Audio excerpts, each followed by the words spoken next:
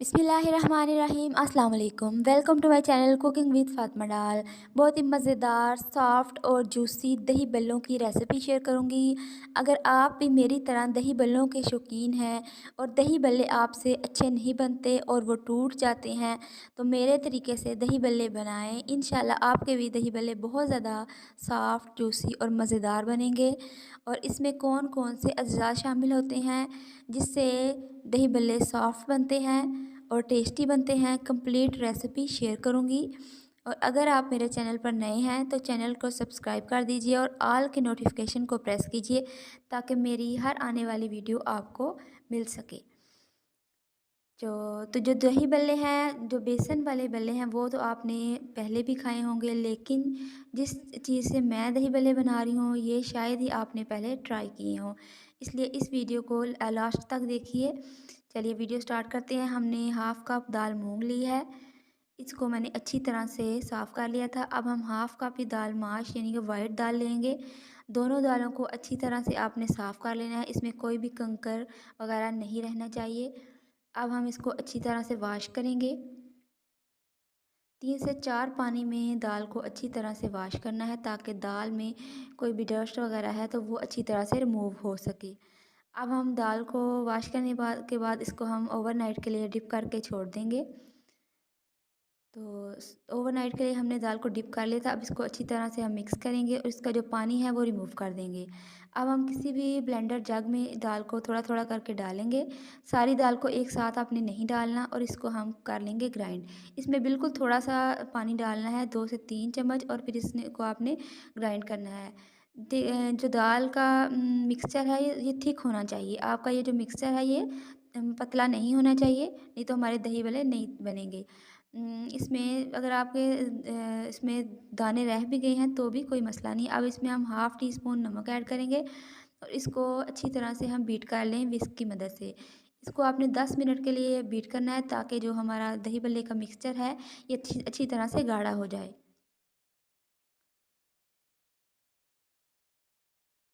जो दही बल्ले हैं इसको हमने तकरीबन 10 मिनट के लिए मिक्स किया था। 10 मिनट के बाद ये एक क्रीमी फॉर्म में आ जाना चाहिए। आपने अच्छी तरह से इसको बीट कर लेना है और इसमें ज़्यादा पानी ऐड नहीं करना। 1 से 2 टीस्पून ही पानी के ऐड करके आपने इसको ग्राइंड करना है। अगर ज़्यादा पानी ऐड करेंगे तो ये जो मिक्सचर है ये पतला हो जाएगा और दही बल्ले अच्छी तरह से नहीं बनेंगे। इसको मिक्स करते हुए तकरीबन 10 मिनट हो चुके हैं। अब हम इसको पानी में डालेंगे। एक कटोरी में पानी लेंगे और इसमें डालेंगे। अगर ये पानी के ऊपर तैरना शुरू हो जाए तो समझ जाइए कि जो दही बल्ले का मिक्सचर है वो रेडी है। अब हम दही लेंगे, तकरीबन मैंने हाफ़ केजी दही लिया है। इसमें मैंने 1 टीस्पून चीनी ऐड की है और इसमें हाफ़ टी स्पून नमक ऐड किया है। अब इन दोनों चीज़ों को अच्छी तरह से मिक्स कर लेंगे दही को, ताकि दही में कोई भी गुठली वगैरह ना रहे। अब हम बल्ले तैयार करेंगे। बल्ले मैं 2 तरीके से बनाऊंगी। मैंने एक जो छोटे साइज़ की बल्लियाँ बनाई हैं। आप चाहें तो इनको बनाकर आपको रमज़ान मुबारक के लिए फ्रीज़ भी कर सकते हैं। ये 1 माह के लिए ख़राब नहीं होंगी। अब इनको दोनों साइडों से अच्छी तरह लो फ्लेम पे आपने कुक कर लेना है ताकि अंदर से ये अच्छी तरह से पक जाएँ।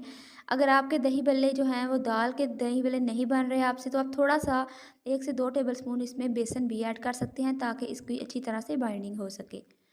जो छोटी साइज़ की बल्लियाँ हैं ये मैंने तैयार कर ली हैं।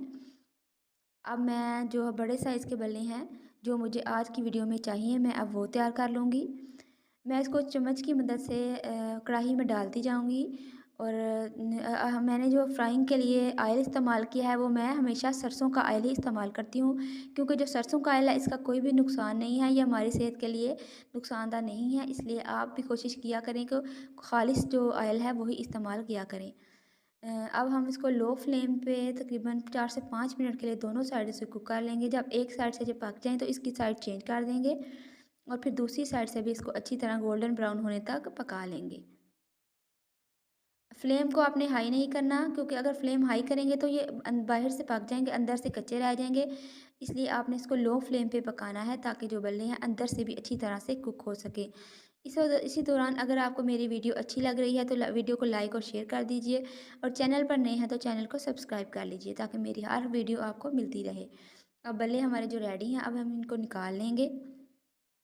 अब हम इसको एक बाउल में मैंने पानी लिया है, इसमें मैंने धनिया ऐड किया है खूबसूरती के लिए। अब हम इस सारे बल्लों को इसमें ऐड कर लेंगे और इसको 2 से 3 मिनट के लिए आपने इसमें डिप करना है ताकि जो दही बल्ले हैं वो अच्छी तरह से सॉफ्ट हो जाएँ। अब मैं आपको इसको काट के दिखाऊंगी कि ये दही बल्ले हैं जो अंदर से इतने सॉफ्ट रेडी हुए हैं। ये बहुत ज़्यादा सॉफ्ट और क्रीमी जो दही बल्ले हमारे बने थे। अब आपने इसको हाथों की मदद से प्रेस करते हुए इसका सारा पानी पानी रिमूव कर लेना है और इसको निकाल लेना है। अब इसके ऊपर हम दही ऐड करेंगे। जितना दही आपको पसंद है उतना आप ऐड कर सकते हैं। अब थोड़ी सी मैंने ग्रीन चटनी, इमली वाली बुखारे की चटनी इसमें ली है, वो मैं इसकी वीडियो पहले शेयर कर चुकी हूँ, आप मेरे चैनल पर देख सकते हैं। इस पे मैंने थोड़ी सी ग्रीन चटनी मैंने बनाई थी, पुदीने, धनिए और सब्ज़ मिर्च, इन तीनों को मिक्स करके मैंने चटनी बनाई थी। अब थोड़ी सी हम इसके ऊपर वो डालेंगे। जो चटनी की क्वांटिटी है वो अपने टेस्ट के हिसाब से कम या ज़्यादा भी ले सकते हैं।